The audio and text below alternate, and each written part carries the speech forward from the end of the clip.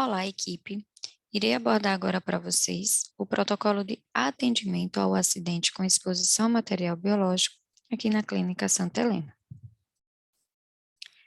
Acidentes de trabalho com exposição a material biológico são caracterizados como lesões corporais que envolvem o contato direto com sangue e fluidos orgânicos no ambiente de trabalho, podendo ocorrer por inoculação percutânea e pelo contato direto com pele e ou mucosas não íntegras.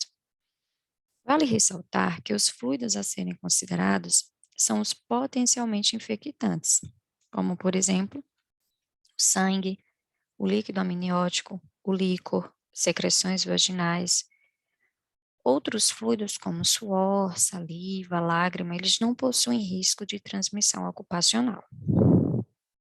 Estes acidentes representam um problema de saúde pública e são considerados situações de emergência médica, uma vez que, para se obter maior eficácia, as intervenções necessitam ser iniciadas imediatamente após a ocorrência do acidente. Possuímos aqui na Clínica Santa Helena o POP relacionado a esta temática, o qual está disponível na plataforma MV com este código apresentado na imagem e pode ser consultado por todos os colaboradores. Qual o objetivo deste POP?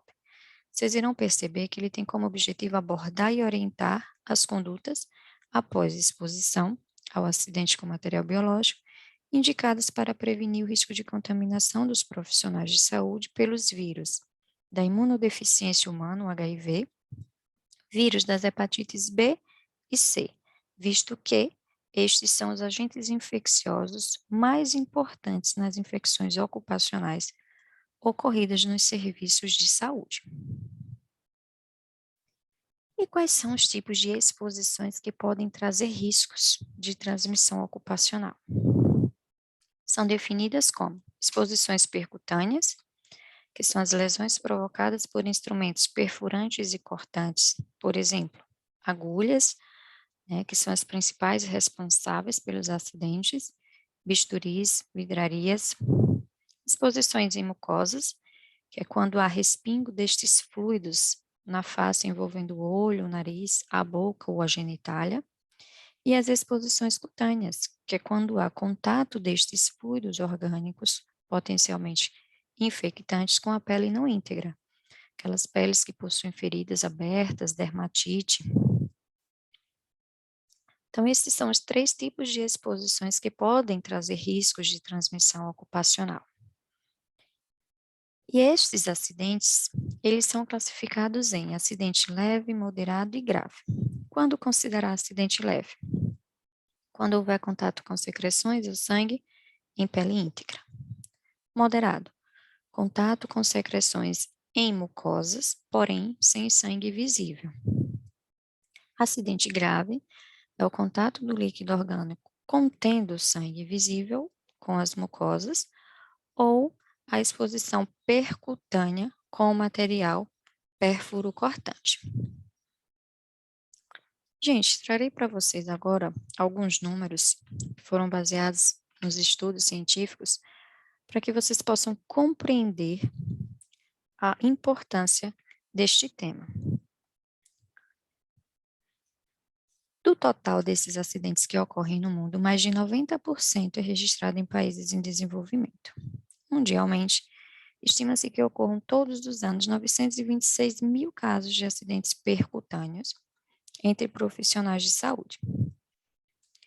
Há uma estimativa de que no período compreendido entre 2000 e 2030, possa ocorrer uma média de 145 mortes entre profissionais de saúde infectados pelo vírus da hepatite C, nos acidentes de trabalho envolvendo exposições percutâneas, o que varia entre 53 e 766 casos, e uma média de 736 mortes entre os profissionais de saúde infectados pelo vírus do HIV.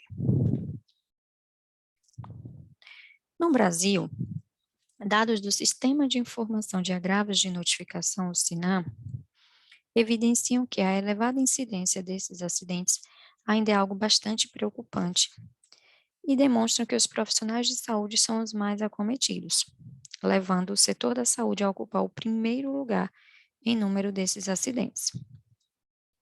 Dados de 2007 a 2013, eles comprovam esta situação ao demonstrar que dos 203.709 casos, 156.572, o que representa 76,86%, foram com trabalhadores do setor da saúde. Esses dados demonstram para a gente a importância de realizarmos, né, as medidas de biossegurança, de prevenção, dando uma maior atenção a esta temática. Esses acidentes de trabalho com exposição a material biológico são regulamentados, né, legalmente.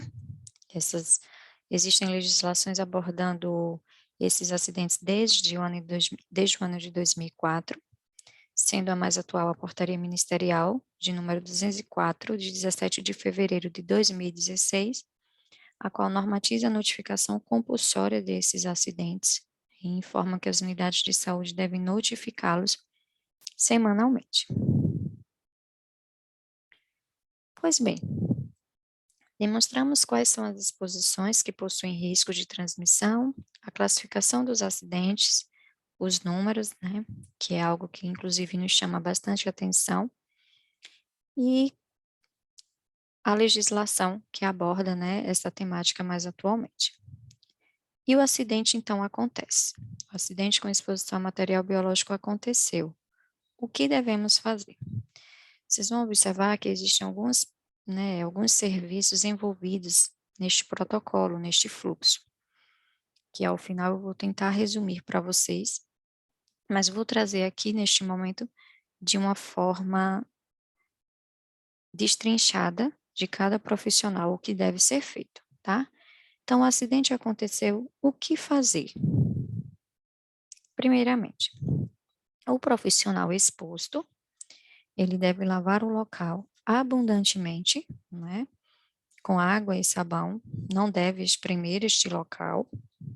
Se a exposição ocorrer em mucosa, usar, né, lavar abundantemente com água ou soro fisiológico a 0,9%, né, ele interrompe de imediato o procedimento. Comunica o acidente à sua chefia imediata, tá? Lembrando que, se o acidente ocorrer com uma enfermeira, esse protocolo será conduzido pela sua enfermeira coordenadora, pela gerência de enfermagem ou até mesmo por enfermeira de outro setor. Então, essa chefia imediata pode ser pessoas variáveis. Durante finais de semana, feriados e plantões noturnos, se o acidente ocorrer com algum colaborador do laboratório, o protocolo será conduzido pela enfermeira da urgência da Clínica Santa Helena com o apoio da coordenadora do laboratório. Isso é uma informação bastante importante, tá? Porque esses acidentes podem sim também ocorrer nas nossas unidades de laboratório da clínica e precisamos saber quando ocorrer quem será a pessoa responsável por conduzir. Se for durante a semana, será conduzido única e exclusivamente pelo laboratório. Nos momentos citados, como final de semana, feriados e plantões noturnos, conforme nosso protocolo, será conduzido pela enfermeira da urgência, juntamente com a coordenação do laboratório. Este profissional vai precisar realizar os exames necessários e poderá voltar às suas atividades após o encerramento do processo. Então, o profissional comunicou à sua chefia e o que fazer enquanto chefia imediata. Acolher o profissional acidentado e realizar a anamnese do caso. O que seria essa anamnese? Eu vou verificar qual foi o tipo de exposição. Foi exposição percutânea? Foi exposição em mucosa? Qual foi o material, né, envolvido, a quantidade de material envolvido neste acidente, para que eu possa classificá-lo como leve, moderado, grave. Um outro item importante nessa minha anamnese é avaliar se há pessoa-fonte conhecida, tá? Se houver pessoa-fonte conhecida, eu vou solicitar permissão à pessoa-fonte ou responsável legal para a realização dos exames, através da assinatura de um termo de consentimento, tá? Disponível também dentre os formulários do nosso protocolo. Esse termo precisa ser muito bem esclarecido, sanar todas as dúvidas, com o objetivo de fazer com que ele seja aceito, tá? Este é o objetivo. Irei registrar o acontecimento no prontuário com toda a minha anamnese, né, que foi colhida, e vou solicitar ao técnico do laboratório a coleta de sangue para os exames laboratoriais. Preciso sinalizar que é uma coleta emergencial relacionada a acidentes de trabalho com exposição a material biológico. Eu falei aqui para vocês que um dos pontos importantes na minha anamnese é verificar se há paciente-fonte. Por quê? Porque no nosso protocolo existe a, a possibilidade de esse paciente-fonte ser desconhecido. E quando considerar um paciente-fonte desconhecido? Nós temos 3 opções de ser paciente-fonte desconhecido, 3 situações. Quando não houver concordância desse paciente com a realização dos exames, ou seja, foi identificada a pessoa-fonte, porém ele não concorda em fazer os exames mesmo após toda a orientação fornecida a respeito do protocolo, da sua importância, ainda assim ele não concorda. Segunda situação de paciente-fonte desconhecido, quando o responsável legal não conseguir ser contactado para assinatura deste termo, ou quando o paciente não se encontrar em condições de executar tal ação. Por exemplo, um paciente sob efeito anestésico, ele não vai conseguir compreender, né, todo esse processo de assinatura de termo. E a terceira situação do paciente-fonte desconhecida é aquela literalmente desconhecida. Aquela agulha, por exemplo, que é encontrada em um lixo, um expurgo, não tenho como saber em quem foi utilizada, tá? Então, caso se enquadre no critério de acidente grave, que nós vimos já anteriormente, com um paciente-fonte desconhecido, vai haver indicação de realizar o que chamamos de profilaxia pós-exposição. Qual o objetivo desta profilaxia? O objetivo é prevenir o risco de transmissão do HIV, tá? Logo mais falaremos sobre esta profilaxia e como identificar a indicação dela. E qual o papel, né? Quais as atribuições do técnico do laboratório neste protocolo? Ele vai realizar a coleta de sangue, né, para os exames laboratoriais, que são relacionados aos vírus da hepatite B, C e do HIV. Existe um formulário já específico com estes exames assinados, né, pelo infectologista da clínica. É importante falar que todos estes formulários impressos envolvidos no protocolo, eles estarão disponíveis nos postos de enfermagem em uma pasta específica, bem como disponíveis também nas unidades dos laboratórios da Clínica Santa Helena, devidamente assinados pelo infectologista, com o objetivo de dar celeridade ao processo. Realizou a coleta, o técnico deve informar o resultado assim que os exames estiverem liberados, tá? O período entre a coleta e o resultado destes exames não deve ultrapassar 2 horas. Esse é o tempo máximo aceitável. O técnico do laboratório, após, né, ter toda a assinatura de termos de consentimento verificadas, ele vai coletar esses exames e é importante a gente mencionar aqui as exceções. Porque nos finais de semana, feriados e plantões noturnos, o laboratório estará indisponível. E aí a chefia, né, responsável pela condução do caso, ela deve solicitar na farmácia satélite um teste rápido para HIV, para que o profissional exposto realize, né, mediante um preenchimento de uma comunicação interna, e orientar este profissional exposto a coletar os demais exames assim que o laboratório da clínica estiver funcionando.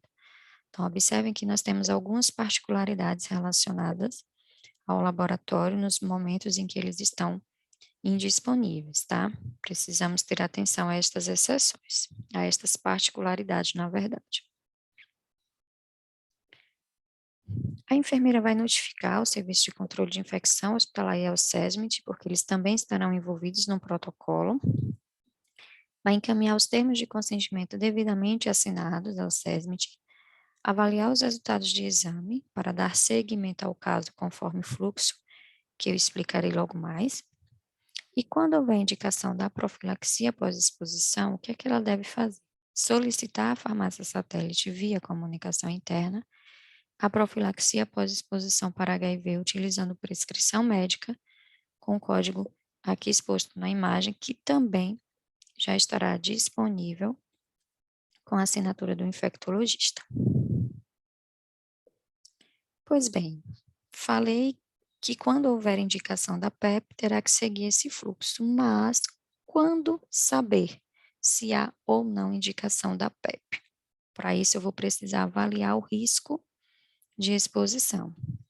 Eu trago aqui para vocês um fluxo onde o profissional exposto, né, a pessoa em situação de exposição ao HIV, eu, enquanto chefia conduzindo o caso, vou precisar observar e verificar alguns itens. Dentre eles, houve exposição a material biológico com risco de transmissão de HIV, aqueles materiais que eu falei anteriormente, um sangue, um líquor. Se não, a profilaxia a PEP não está indicada. Será necessário apenas realizar o acompanhamento do caso. Se sim, eu vou avaliar o tipo de exposição. Qual foi o tipo de exposição? Percutânea, mucosa, pele não íntegra? Se não, sigo apenas acompanhando o caso sem indicação de PEP. Se sim, eu vou avaliar. Esse atendimento ocorreu dentro das 72 horas após exposição, que demonstra aí a importância da emergência, né, da emergência médica que mencionamos lá no início. Se o atendimento está dentro das 72 horas após exposição, eu vou avaliar, né, quais os resultados dos exames da pessoa exposta para o HIV. Se o atendimento já está fora deste prazo de 72 horas, a PEP não está mais indicada, tá? Porque não há indicação de PEP após 72 horas da exposição. E aí vai ser realizado apenas o acompanhamento sorológico dessa pessoa exposta. Mas se está dentro das 72 horas, eu vou avaliar o resultado do HIV. Se o resultado do HIV for positivo, o reagente, não há indicação de PEP, porque sugere que essa já era uma infecção pré-existente, né? A pessoa exposta já possuía. E aí essa pessoa exposta vai ser encaminhada pela medicina do trabalho ou pela infectologia para realizar acompanhamento clínico. Se o resultado foi não reagente, vai haver a necessidade também de avaliar o resultado da pessoa-fonte, né? Então, se o resultado da pessoa-fonte também foi não reagente, não há recomendação de fazer PEP. Porém, se for reagente, iniciar a PEP de imediato, tá? Então, precisa seguir todo este fluxo de avaliação de risco de exposição para saber ou não se há indicação de uso da profilaxia pós-exposição. E o que seria essa profilaxia pós-exposição? É composta por medicamentos, né, por 3 tipos de antirretrovirais, que é o tenofovir, a lamivudina e o dolutegravir sódico. Em gestantes é um outro esquema, que é o tenofovir, a lamivudina, o atazanavir e o ritonavir.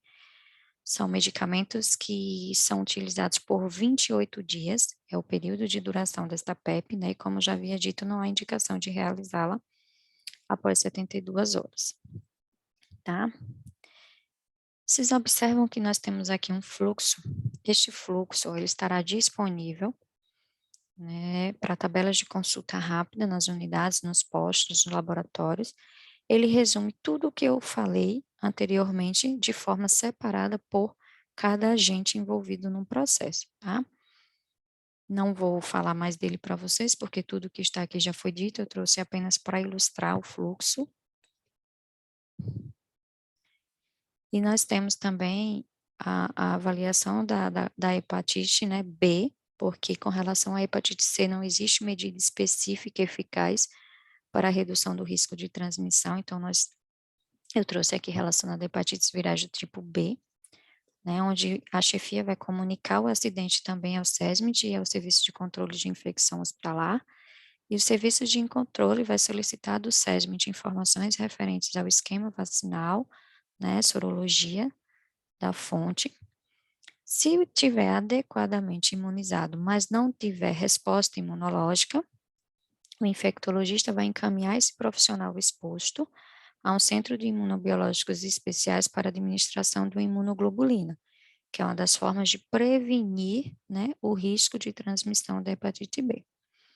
Se esse profissional não foi vacinado, ele vai ser orientado a procurar a unidade básica de saúde para atualizar o seu esquema vacinal de hepatite B com as 3 doses e, posteriormente, enviar a comprovação ao SESP. Lembrando que este profissional exposto será acompanhado tanto pelo SESMIT, né, o Serviço de Medicina do Trabalho, bem como pelo Serviço de Controle de Infecção Hospitalar. E quais, então, são as nossas funções dentro desse protocolo?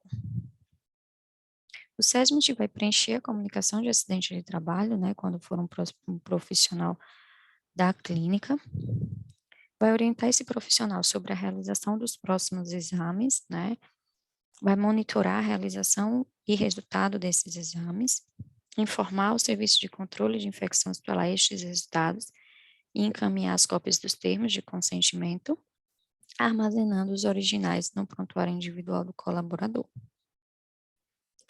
O Serviço de Controle de Infecção Hospitalar, por sua vez, vai avaliar os resultados de exame em caráter complementar, né, uma vez que vai ser avaliado pela chefia imediata, vai acompanhar o uso da profilaxia após exposição para o HIV, verificando possíveis efeitos adversos ou até mesmo necessidade de mudança da terapia inicial, preencher a ficha de notificação do SINAM, que é essa ficha que vocês podem verificar aí na imagem ao lado, e encaminhar à Secretaria Municipal de Saúde, que inclusive é através dessa notificação que nós conseguimos obter indicadores, e vai solicitar à Secretaria Municipal de Saúde reposição de kit de antirretrovirais que compõem a profilaxia, caso este kit tenha sido utilizado, né? Se foi indicada essa profilaxia ao profissional. Então, pessoal, eu trouxe aqui para vocês todos os envolvidos nesse processo, neste protocolo, quais as funções e atribuições de cada um neste protocolo, e gostaria de encerrar esta aula com a seguinte frase: segurança no trabalho é a arte de preservar a vida. Uma frase de Gênesis de Almeida, que reforça para a gente a importância das ações educativas, das medidas de proteção individual e coletiva, né, na prevenção destes acidentes. Obrigada.